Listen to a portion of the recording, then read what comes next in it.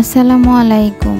রুবাইত বিনতে Alam Facebook page এবং YouTube চ্যানেলে সবাইকে স্বাগতম একটি পিঠার রেসিপি দেখার জন্য। তেলে ভাজা এই তালের পিঠাটি উপরে যেমন মুচমুচে ভেতরে তেমনই সফট। আশা করি আজকের রেসিপিটি আপনাদের ভালো লাগবে। তো চলুন কথা না বাড়িয়ে মূল রেসিপিতে চলে যাই। আজকের রেসিপির মূল উপকরণ হলো তাল। এই তালটিকে আমি ভালো করে ধুয়ে নিয়েছি। এবার তালের আঁশগুলো আমি ছিলে নিব।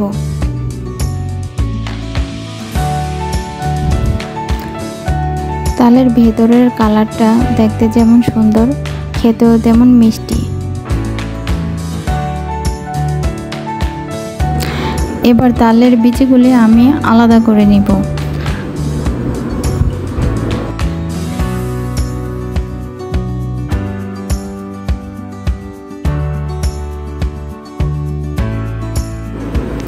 বীজগুলো আলাদা করে আমি হালকা পানি দিয়ে এগুলিকে ম্যাসেজ করে নিব একটু, যাতে সহজেই রসগুলা নিয়ে নেওয়া যায়। তালের রস নেওয়ার জন্য আমি একটি মোটা ছিদ্রের চালনি নিয়েছি। এই চালনির মাধ্যমে 2 মিনিটেই আমার তালের রস নেওয়া শেষ। খুব সহজেই এই চালনির মাধ্যমে তালের রস নেওয়া যায়।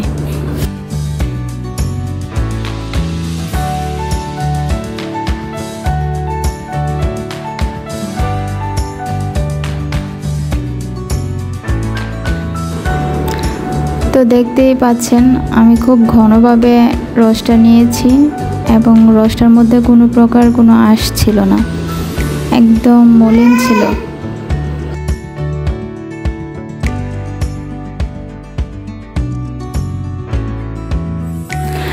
তালের স্মেলটা আমার কাছে খুব ভালো লাগছিল, আর মিশ্রণটাও দেখতে খুব সুন্দর ছিল, তাই বারবার নাড়াচ্ছিলাম আমি।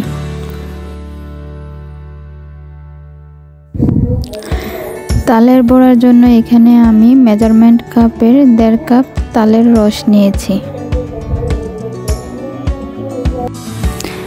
এবং মেজারমেন্ট কাপের 1 কাপ আমি চিনি নিয়েছি আর একটি আস্ত নারকেল কুড়িয়ে নিয়েছি।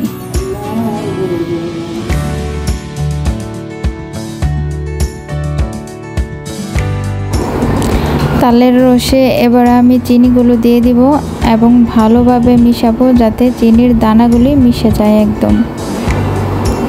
তার সাথে 1 চিমটি লবণও দিয়ে দিব আমি।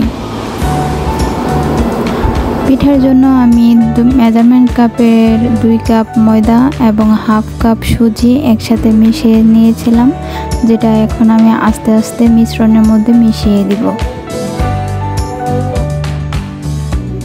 সুজিটা যার যার পছন্দ অনুযায়ী দিতে পারেন, আবার নাও দিতে পারেন, কিন্তু আমার কাছে মনে হয়েছে সুজির কারণে পিঠার ভেতরের অংশটা অনেক বেশি সফট হয়েছে। এ পর্যায়ে আমি কোরানো নারকেলগুলো ভালোভাবে মিশিয়ে নিব। মিশ্রণটা আমি এরকম আঠালোভাবে তৈরি করে কিছুক্ষণের জন্য রেখে দিব। তো ঘন্টাখানিক পরে আমি এগুলি বানাতে এসেছি। পিঠাগুলো গোলাকৃতি করে মিডিয়াম আঁচে গরম তেলে ভেজে নিব। এই পিঠা ডুবো তেলে ভাজলে ভালো হয় বেশি। দেখতেই পাচ্ছেন পিঠাগুলি ফুলে কিরকম বলের মতো হয়ে গিয়েছে।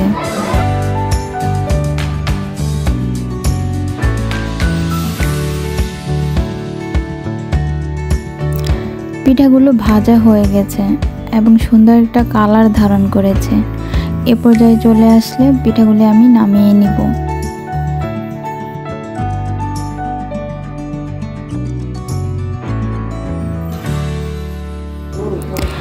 একইভাবে আমি বাকি পিঠাগুলোও ভেজে নিয়েছি।